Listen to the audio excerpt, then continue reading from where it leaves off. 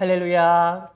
네, 날이 너무 더우시죠? 예, 매일매일 이 더위 가운데 또 열심히 주의 말씀 붙들고 살아가는 우리 여러분을 진심으로 축복합니다. 우리 밝은 미소로 앞뒤 좌우 이렇게 인사할까요? 샬롬 샬롬 반갑습니다. 지난 한 주간도 너무너무 수고 많으셨습니다. 인사하겠습니다.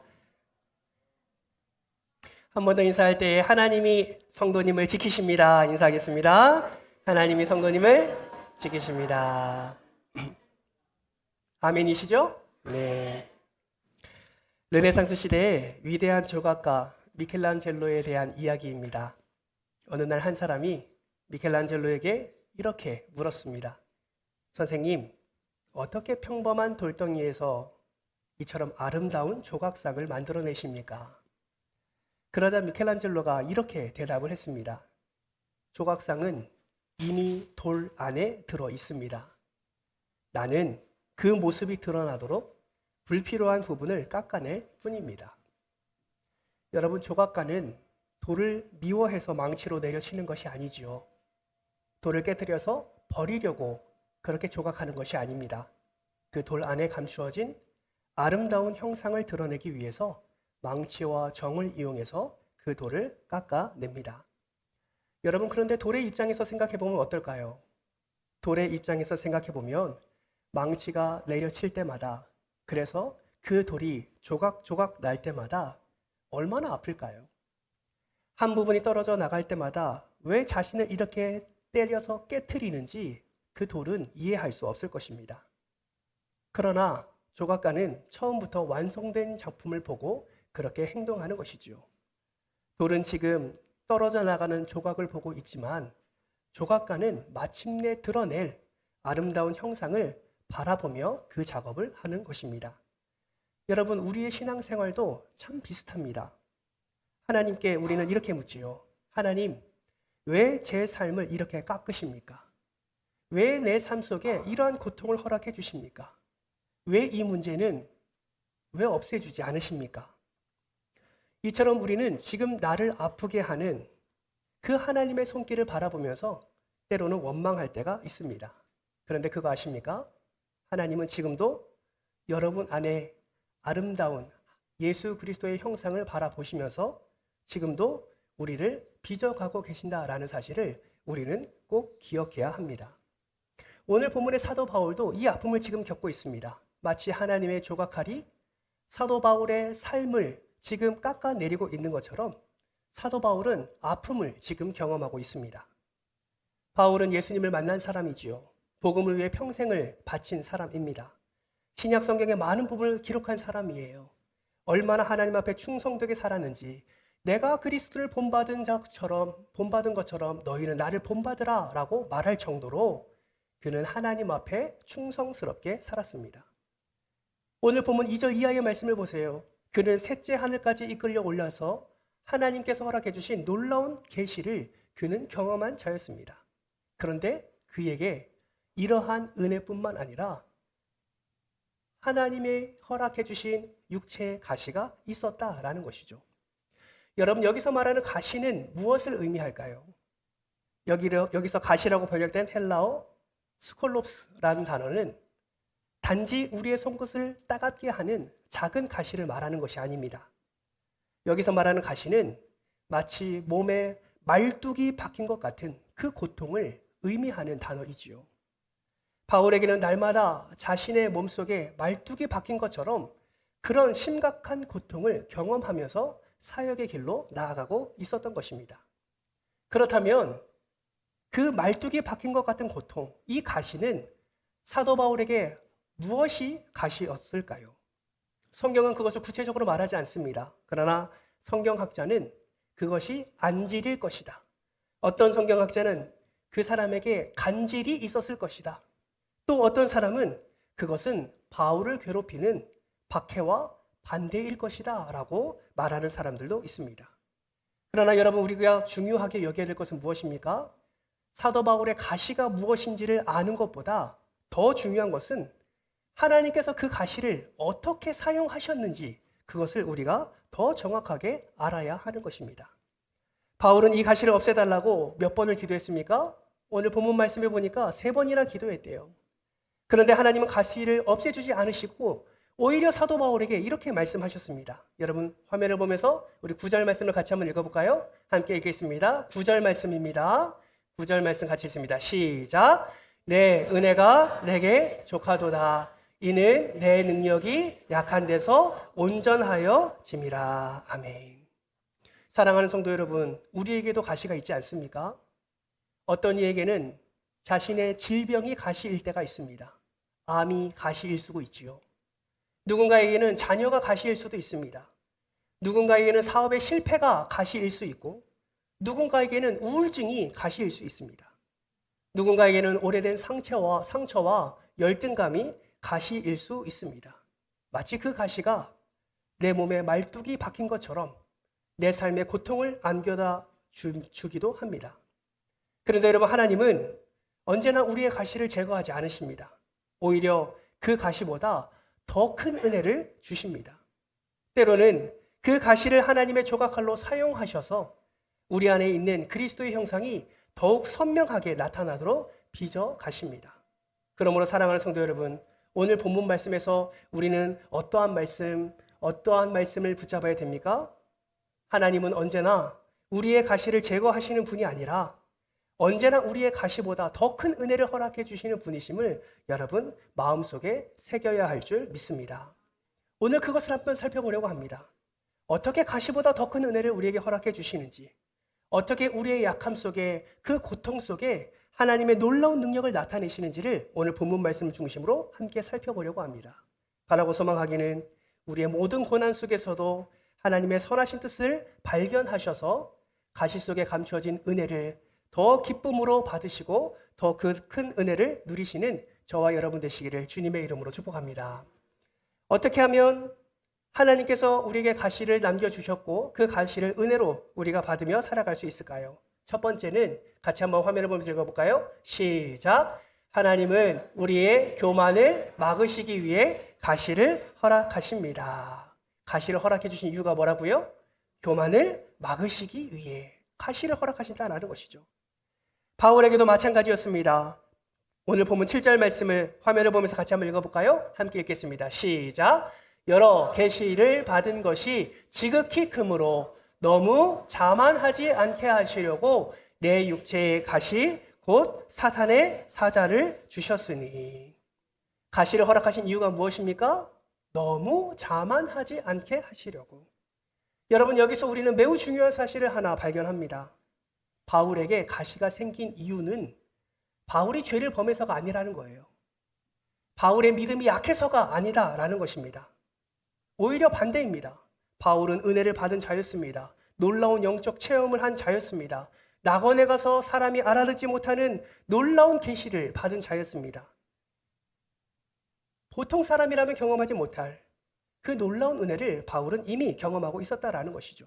그런데 하나님은 바울에게 축복만 하지 않으시고 가시도 허락하셨습니다. 그 이유는 바울이 교만해질 것을 누구보다도 하나님이 잘 아셨기 때문입니다. 우리는 가시를 경험하면 대부분 이렇게 생각하지요. 가시가 있으니까 너무나 나깝고 힘들다. 문제가 있으니까 너무나 불행하다라고 생각하기 쉽습니다. 그런데 여러분, 하나님은 다르게 보십니다. 하나님이 보시기에 가시보다 더 큰 위험이 무엇이라고 말씀하고 있습니까? 교만이라고 말씀하고 있는 거예요. 왜 가시보다 더 위험한 것이 교만이라고 말씀하고 있습니까? 교만은 하나님 없이도 살 수 있다고 착각하게 만들기 때문에 그렇습니다. 교만은 하나님의 은혜를 잊어버리게 만듭니다. 교만은 사람을 넘어뜨리기 때문에 그렇습니다. 여러분, 우시야 왕을 아십니까? 하나님께서 우시야 왕을 크게 높이셨습니다. 그가 통치할 때 하나님은 그 나라를 강하게 하셨습니다. 군사력을 강하게 하셨어요. 그런데 그러한 높임을 받은 우시야 왕이 어떻게 행한 줄 아십니까? 역대하 26장 16절 말씀을 보면 이렇게 말씀합니다. 같이 한번 읽겠습니다. 시작! 그가 강성하여 짐에 그의 마음이 교만하여 악을 행하여 그의 하나님 여호와께 범죄하되 곧 여호와의 성전에 들어가서 향단에 분향하려 한지라. 보세요. 강성하여 짐에 그가 교만하여 결국 어디의 자리까지 나아갑니까? 죄의 자리에까지 나아가게 되는 것입니다. 우시야 왕은 하나님의 높여주심의 은혜를 기쁨으로 감사함으로 받고 그 높여주신 하나님을 더 높였어야 되는데 오히려 그가 교만하여서 하나님이 정해놓으신 질서를 무너뜨리는 어리석음을 나타내게 된 것입니다. 결국 성전에 들어가 제사장만 할 수 있는 일을 그가 억지로 감당하다가 그가 어떻게 되었습니까? 결국 문둥병에 걸리게 되었습니다. 여러분이 잘 아시는 히스기야 왕도 마찬가지 아닙니까? 그가 죽을 병에 걸려서 하나님의 은혜로 고침을 받았습니다. 해 그림자가 뒤로 물러가는 기적까지 그는 경험했습니다. 그러면 그의 삶이 어떠한 삶으로 나아가야 되겠습니까? 나를 살려주신 하나님, 회복해 하시는 하나님, 치유하시는 하나님, 기적을 보여주신 하나님의 이름을 높이며 그가 하나님의 나라를 그렇게 믿음으로 다스려야 했지요. 그런데 그의 마음이 어떻게 됐습니까? 높아졌다, 성경은 말씀합니다. 결국 바벨론 사신들이 나라에 왔을 때 모든 보물을 자랑하고 결국 그렇게 자신을 드러내다가 결국 바벨론에게 멸망당할 예언을 듣게 됩니다. 솔로몬도 마찬가지지요. 우리는 솔로몬을 지혜의 왕이라고 여깁니다. 맞습니다. 하나님이 지혜를 주셨어요. 모든 나라의 왕보다 그 어떤 사람보다 솔로몬은 지혜로웠습니다. 그런데 그게 결국은 무엇입니까? 자신의 지혜를 의지하다가 하나님의 지혜를 놓쳐버렸습니다. 결국 자신의 지혜를 의지하다가 하나님이 아니라 우상 숭배의 죄에 빠지게 되었습니다. 여러분, 성경은 반복해서 말하고 있습니다. 사람을 넘어뜨리는 것은 약함이 아니라 사람을 넘어뜨리는 것은 교만이다 라고 분명히 말씀하고 있습니다. 그래서 여러분, 하나님은 때로 가시를 허락해 주시는 것입니다. 우리도 그렇지 않습니까? 사업이 잘 되면 내 능력인 줄 압니다. 건강하면 영원히 건강할 줄 압니다. 자녀가 잘 되면 내 교육이 잘 된 것처럼 생각합니다. 기도가 응답되면 내 믿음이 좋은 것처럼 생각합니다. 여러분, 우리의 교만은 언제든지 일어날 수 있습니다. 그래서 저와 여러분에게 무엇을 주셨어요? 가시를 주셨다고요. 가시를 주신 이유는 우리가 고통당하고 아픔을 경험하라고 주신 것이 아니라 하나님보다 다른 것을 더 사랑하는 것을 내려놓고 그 가시를 통해서 더욱 하나님을 바라보라고 저와 여러분을 사랑하게 해주시는 하나님의 은혜임을 믿으시길 주님의 이름으로 축복합니다. 하나님께서 그런 사랑을 우리에게 베풀어 주셨어요. 여러분 생각해 보세요. 만약에 바울에게 육체의 가시가 없었다면 바울의 마지막은 어떻게 되었을까요? 우리는 그의 인생을 완벽하게 다 알 수 없지만 사람들의 인생의 과정을 살펴볼 때 예측할 수 있습니다. 아마도 이러지 않았겠습니까? 셋째 하늘까지 갔다 온 그 바울의 놀라운 그 은혜를 경험한 것을 자랑하고 다녔을 것입니다. 다른 사도보다 나는 기적을 더 많이 베풀고 다른 사도들보다 말씀을 선포할 때 수천 명이 주님께 돌아오고 다른 사도들이 행하지 못했던 것을 나는 행할 수 있습니다 라고 드러내지 않았겠습니까? 자신도 모르게 자신을 높이는 어리석은 교만을 나타내었을 것입니다. 그래서 하나님이 그에게 가시를 주셨어요. 왜요? 겸손하라고, 하나님의 은혜를 더 생각하라고, 하나님의 은혜 가운데 거하라고 가시를 허락해 주신 것입니다. 그러므로 사랑하는 성도 여러분, 기억하십시오. 가시는 하나님이 여러분을 버리셨다는 증거가 아니라 그 가시는 하나님이 나를 향한 사랑의 증거임을 여러분 꼭 기억하시기를 바랍니다. 하나님은 여러분의 성공도 기뻐하시지만 그 성공보다 더 중요하게 여기시는 것이 있어요. 그것이 무엇인지 아십니까? 바로 거룩입니다. 하나님은 교만한 자가 아니라 하나님 앞에 거룩한 자로 서기를 원하시고 계신다라는 것이죠. 그러므로 사랑하는 성도 여러분, 여러분의 허락해 주신 그 가시를 경험할 때마다 마치 말뚝이 내 몸에 박히는 고통을 경험할 때마다 하나님을 원망하는 것이 아니라 오히려 그 가시가 디딤돌이 되어 하나님을 더 붙드는 놀라운 은혜의 삶을 살아가는 여러분 되시기를 주님의 이름으로 축복합니다. 그 가시가 우리의 발걸음을 조금 늦춘다 할지라도, 그 가시가 우리의 자존심을 꺾은다 할지라도, 그 가시가 우리의 힘을 뺀다 할지라도 여러분, 그것은 여러분을 무너뜨리기 위함이 아니요 하나님만을 의지하는 사람으로 세우기 위함임을 기억하면서 그 은혜의 자리로 나아가시기를 주님의 이름으로 축복합니다. 이러한 깨달음이 있을 때 우리는 하나님의 그 놀라운 사랑을 더 깊이 발견하게 되고 그 은혜 가운데 나아가게 될 것입니다. 두 번째로 우리에게 가시를 허락해 주신 이유는 하나님은 가시를 없애시기보다 더 큰 은혜를 부어주시기 위함이다 라는 것입니다. 바울은 육체의 가시를 현실로 받아들이고 체념하는 사람이 아니었습니다. 그는 먼저 그 가시를 가지고 하나님께 나아갔습니다. 오늘 본문 8절인데요. 8절 말씀을 같이 한번 읽어볼까요? 시작! 이것이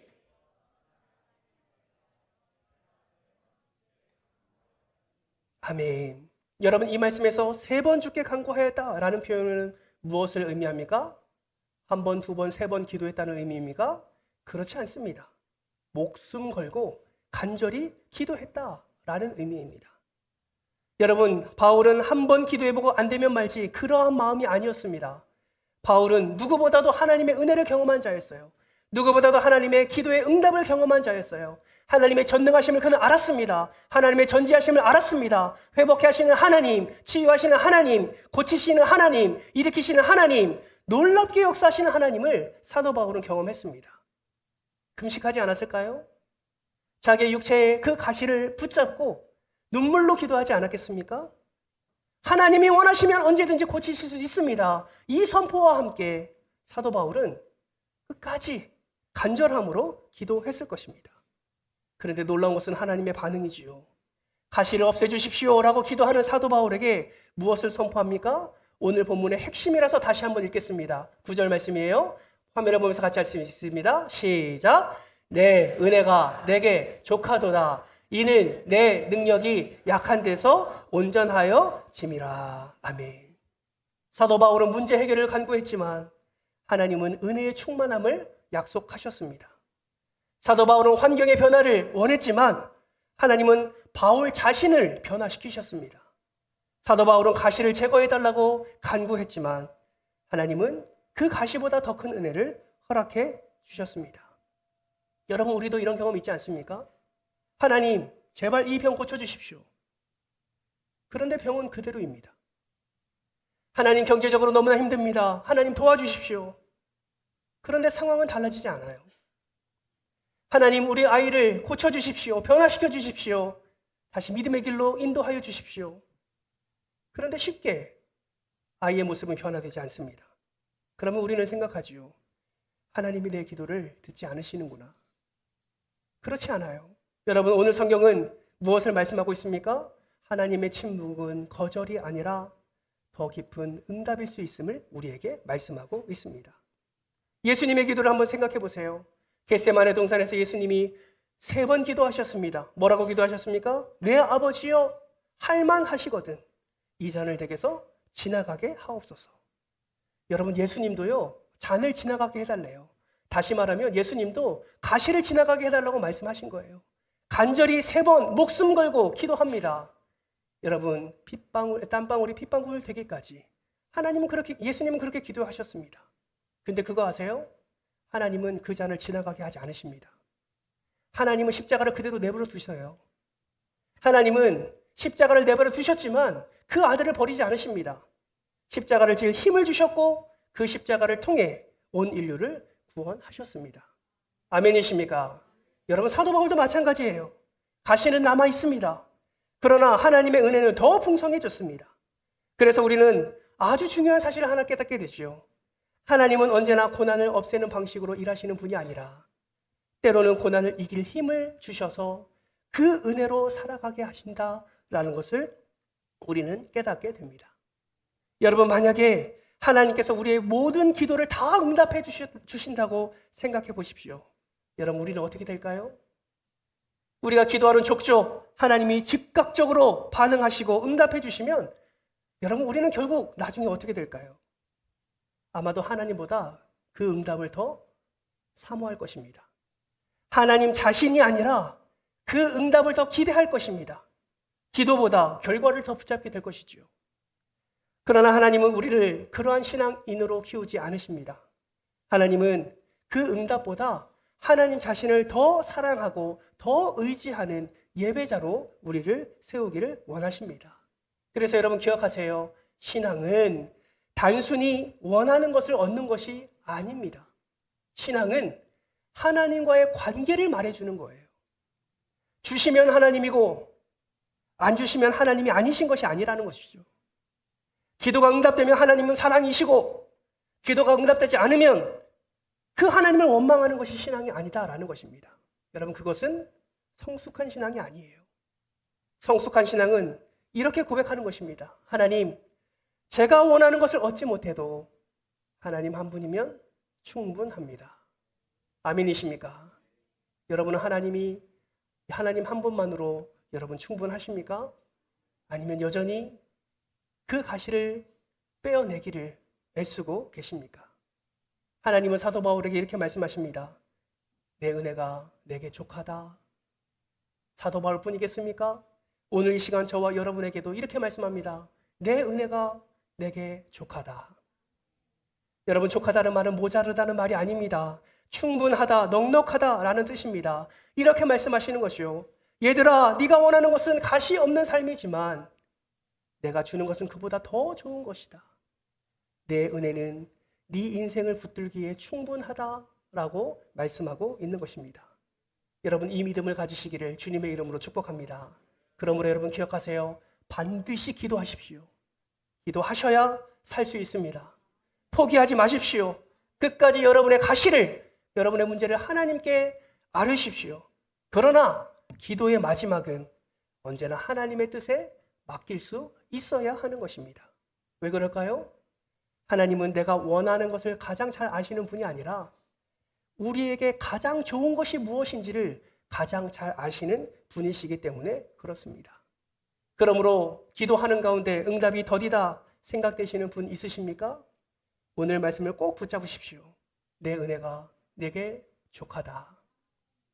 여러분, 우리는 흔히 가시가 없어야 행복할 것이라고 생각합니다. 그러나 성경은 그렇게 말하지 않아요. 행복은 가시가 없는 삶에서 오는 것이 아니라 가시보다 더 큰 하나님의 은혜를 경험하는 삶에서 오는 것이다 라고 말씀을 합니다. 그러므로 사랑하는 성도 여러분, 그 가시보다 더 큰 하나님의 은혜를 사모하며 하나님의 그 은혜 가운데 나아가는 저와 여러분 되시기를 주님의 이름으로 축복합니다. 마지막 세 번째는 우리의 약함은 그리스도의 능력이 머무는 자리입니다. 바울은 하나님의 응답을 듣고 놀라운 결론에 이릅니다. 그 결론이 무엇인 줄 아세요? 하나님의 뜻을 깨닫고 난 뒤에 더 이상 그는 가시를 원망하지 않는다라는 것입니다. 오히려 사도 바울은 이렇게 고백합니다. 9절 하반절 말씀인데요. 화면을 보면서 같이 한번 읽어볼까요? 시작! 그러므로 도리어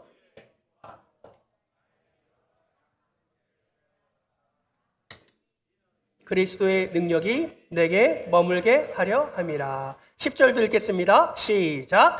그러므로 내가 그리스도를 위하여 약한 것들과 능욕과 궁핍과 박해와 곤고를 기뻐하노니 이는 내가 약한 그때에 곧 강함이라. 아멘. 여러분, 이것은 세상 사람들이 이해할 수 없는 그런 고백입니다. 누가 자신의 약함을 자랑하겠습니까? 누가 자신이 당한 능욕을 기뻐하겠습니까? 궁핍과 박해, 숨기기에 바쁘지요. 세상은 강한 사람이 성공한다고 말하고 능력 있는 사람이 인정받는다고 말합니다. 그런데 성경은 그렇게 말하지 않습니다. 오히려 네가 약할 때 하나님의 능력이 가장 선하게 나타난다, 선명하게 나타난다고 우리에게 말씀하고 있습니다. 그러므로 사랑하는 성도 여러분, 내가 강하다고 생각하면 우리는 하나님을 찾지 않는다라는 것을 기억하시며 약할 때 강한 대신 그 주님 앞에 겸손히 여러분의 삶을 내어드리시기를 주님의 이름으로 축복합니다. 지금 내 경험을 의지하고 있다면, 지금 내 지혜를 의지하고 있다면, 지금 내 능력을 의지하고 있다면 여전히 어쩌면 우리는 그 가시를 붙잡고 살아가는 인생이라 말할 수 있습니다. 그러나 그 가시가 아니라 그 가시 속에 감추어진 은혜를 기억하며 오직 하나님을 바라볼 때 우리는 하나님의 능력 가운데 살아가는 은혜의 사람이 될 것입니다. 여러분, 모세를 보세요. 광야에서 자신이 아무것도 아니라는 사실을 깨달았을 때 비로소 그때 하나님께 쓰임받지 않았습니까? 기드온을 보세요. 자신이 가장 작은 자라고 고백했을 때 하나님께서는 그를 이스라엘의 구원자로 세워주셨습니다. 베드로를 보십시오. 자신의 실패와 눈물을 경험한 후에 초대교회의 지도자가 되었습니다. 여러분, 하나님은 언제나 겸손한 사람을 사용하십니다. 자신의 연약함을 아는 사람을 통해 큰 일을 이루시는 분이십니다. 그래서 바울은 자신의 가시를 더 이상 수치로 여기지 않습니다. 오히려 그리스도의 능력이 머무는 자리임을 믿음으로 선포합니다. 세계적인 장애인 사역자 조니 에릭슨 타다를 아십니까? 17살에 다이빙 사고를 당해서 목 아래가 모두 마비가 되었습니다. 그녀는 수없이 하나님께 기도합니다. 하나님, 저를 고쳐주십시오. 하나님, 저를 고쳐주십시오. 하나님, 능력의 하나님 아닙니까? 하나님, 저를 고쳐주십시오. 하지만 하나님은 그녀의 몸을 고쳐주지 않으셨습니다. 대신 하나님은 그녀에게 놀라운 믿음을 허락해 주셨습니다. 그녀는 입에 붓을 물고 그림을 그리기 시작합니다. 그리고 전 세계를 다니며 복음을 전하는 하나님의 종이 되었습니다. 화면을 한번 보실까요? 저렇게 그림을 그리면서 어디를 가든지 예수 그리스도의 그 십자가의 사랑을 전하는 진정한 전도자가 되었습니다. 그녀는 이렇게 말합니다. 하나님은 언제나 병을 고쳐주시는 것은 아니지만 병든 사람을 통해 더 큰 일을 이루신다. 여러분, 이것이 바울이 깨달은 은혜지요. 여러분, 우리도 고통이 찾아오면 가장 먼저 어떻게 하나님께 나아갑니까? 왜 하필 나입니까? 라고 고백하는 것이 우리의 연약함입니다. 그런데 오늘 말씀은 질문을 바꾸라고 말합니다.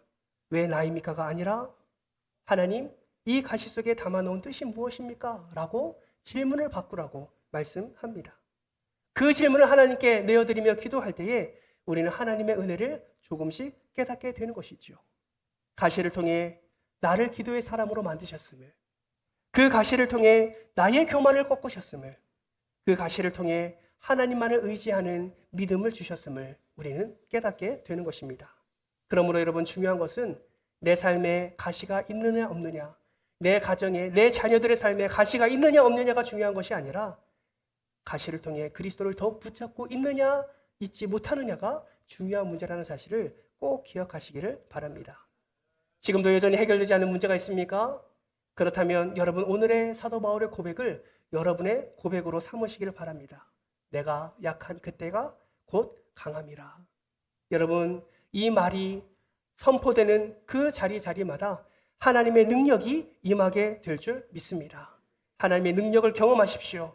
그 가시를 붙잡고 원망과 불평의 인생으로 살아가지 마시고 하나님을 온전히 바라보면서 하나님의 능력이 임함을 선포하시며 진짜 임함의 은혜를 누리시는 저와 여러분 되시기를 주님의 이름으로 축복합니다. 말씀을 맺겠습니다. 미우라 아야코의 시 아프지 않았더라면 이라는 시가 있습니다. 제가 한번 읽어드릴게요. 아프지 않으면 드리지 못할 기도가 있다. 아프지 않으면 믿지 못할 기적이 있다.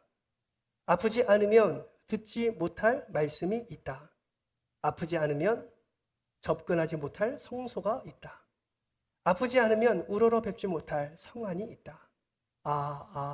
아프지 않으면 나는 인간일 수조차 없다. 여러분, 이 시가 말하는 것이 무엇입니까? 아파서 드릴 수 있는 기도가 있다라는 거예요. 아프기에 기적을 믿을 수 있다는 것이고, 아프기 때문에 하나님의 말씀을 사모할 수 있고, 아프기 때문에 하나님을 찾을 수 있고, 아프기 때문에 하나님의 얼굴을 바라볼 수 있다라는 것입니다. 사랑하는 성도 여러분, 여러분은 어떠십니까? 여러분은 아프지 않고 하나님 없이 살아가시겠습니까? 비록 내 삶에 가시가 있다 할지라도 나를 사랑하시고 나를 구원하실 하나님을 바라보며 믿음으로 살아가시겠습니까?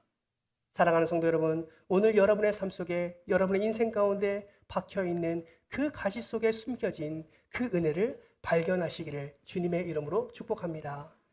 가시가 없어 행복한 사람이 아니라 가시가 있어도 하나님으로 말미암아 기쁨으로 살아갑니다라고 고백하는 저와 여러분 되시기를 주님의 이름으로 축복합니다.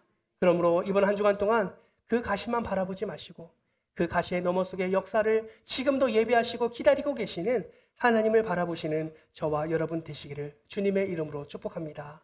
이러한 믿음으로 나아갈 때에 우리의 가시를 사용하셔서 우리 안에 있는 그리스도의 형상을 아름답게 휘저가시는 하나님의 놀라운 사랑을 우리는 삶 속에 경험할 뿐만 아니라 그 믿음으로 하나님의 은혜가 내게 족함을 기억하며 하나님의 은혜 가운데 우리는 기쁨으로 이번 한 주간을 살아가게 될 줄 믿습니다. 아멘이십니까? 우리 옆에 분에게 이렇게 한번 이야기합시다. 내가 약할 때 하나님의 강함이 드러납니다. 아멘이십니까?